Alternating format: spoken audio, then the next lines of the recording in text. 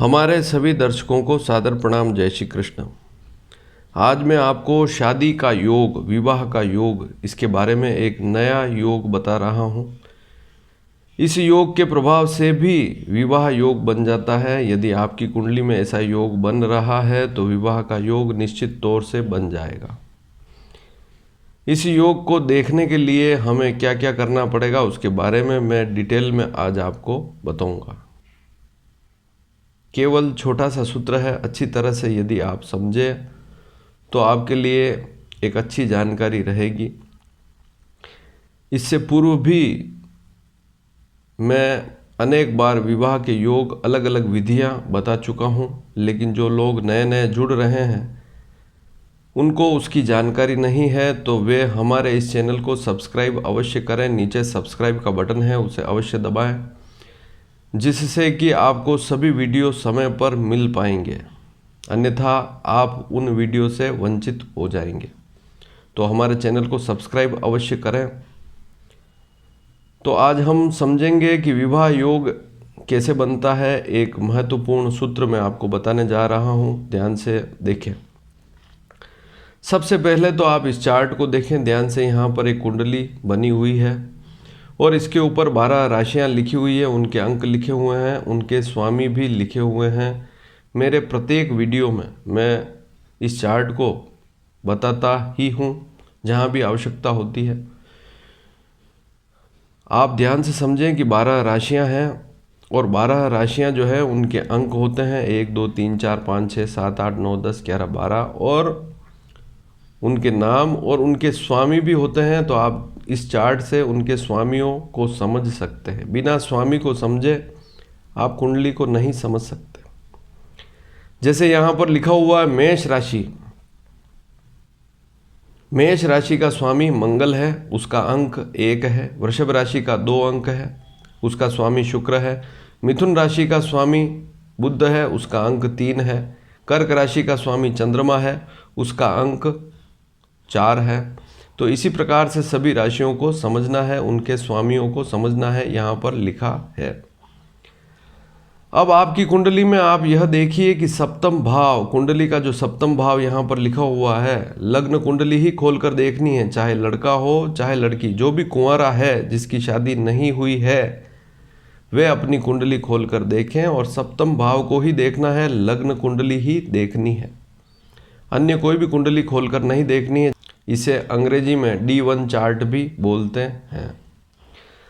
सप्तम भाव में कोई न कोई आपकी कुंडली में अंक लिखा हुआ होगा और उसका जो स्वामी है, सप्तम भाव में जो अंक लिखा हुआ है उसको देखें लग्न कुंडली में, और उसका जो स्वामी है जहाँ कहीं भी कुंडली में बैठा हुआ है उस अंक को देखें।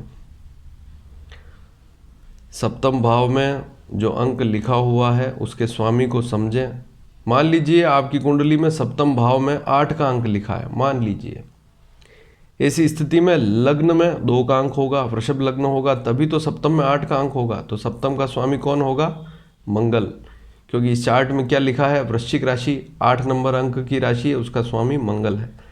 तो सप्तम में आपकी कुंडली में कोई भी अंक हो सकता है लिखा हुआ, उस अंक के स्वामी का पता लगाएं, वह कुंडली में कहाँ पर बैठा हुआ है। सप्तम भाव का स्वामी कुंडली में कहीं पर भी बैठा हुआ हो सकता है। यदि सप्तम भाव में ही बैठा है तो वह 8 नंबर अंक पर बैठा हुआ, लेकिन कुंडली में और किसी भाव में भी बैठा है, जिस किसी राशि पर बैठा हुआ है, ध्यान से सुने। उस राशि पर यदि गोचर में गुरु भ्रमण करे या उस राशि पर गोचर में गुरु आ जावे तो विवाह के योग बनते हैं। आपकी कुंडली में सप्तम का स्वामी कुंडली में जहाँ कहीं पर भी किसी भी अंक पर बैठा हुआ है, उस अंक पर गोचर में गुरु आ जावे और इसके साथ ही यदि जहाँ पर सप्तमेश बैठा हुआ है उससे 5वीं राशि, 9वीं राशि या 7वीं राशि पर भी गुरु आ जाए गोचर में, तब भी विवाह के योग बनेंगे। क्योंकि सप्तमेश जिस राशि पर बैठा हुआ है उस राशि पर आएगा तो उस व्यक्ति के योग तो बनेंगे ही, लेकिन उससे 5वीं और 9वीं और 7वीं राशि पर भी यदि गोचर में गुरु आ जाएगा तब भी सप्तमेश पर गुरु की दृष्टि पड़ेगी। सप्तम का जो स्वामी है उस पर गुरु की पूर्ण दृष्टि पड़ेगी। गुरु की दृष्टि 5वीं 7वीं 9वीं दृष्टि होती है और जैसे ही वह सप्तमेश से 5वां 7वां 9वां आएगा तब भी वह सप्तमेश को देखेगा और योग बनाएगा।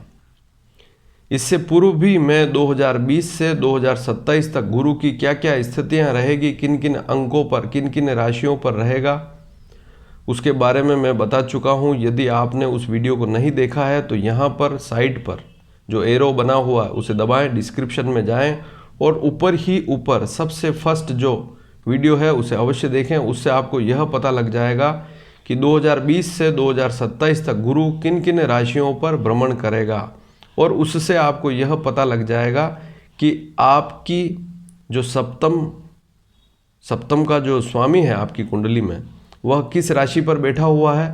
उससे 5वीं राशि गिननी है, उससे 7वीं राशि गिननी है, उससे 9वीं राशि गिननी है और वहाँ उन राशियों को भी देखें कि उन पर गुरु कहीं आ तो नहीं रहा है। ऐसी स्थिति में विवाह के योग पक्के बन जाएंगे।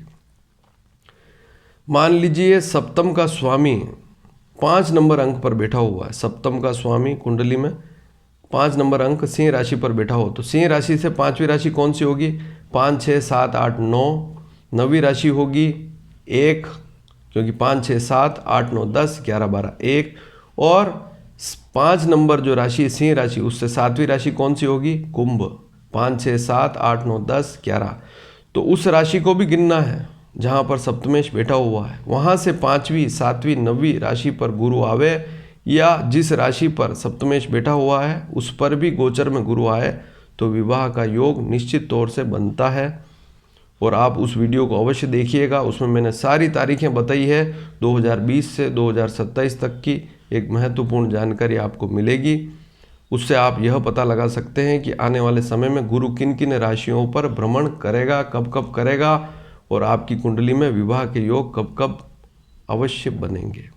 यदि यह वीडियो आपको पसंद आया हो तो इसे शेयर अवश्य कीजिएगा। आपने आज समझा है कि सप्तम का स्वामी जहाँ कहीं भी किसी भी राशि पर बैठा हुआ है उस राशि पर गुरु आ जाए गोचर का, या उससे 5वीं 7वीं 9वीं राशि पर गोचर का गुरु आ जाए तो विवाह का योग बनता है।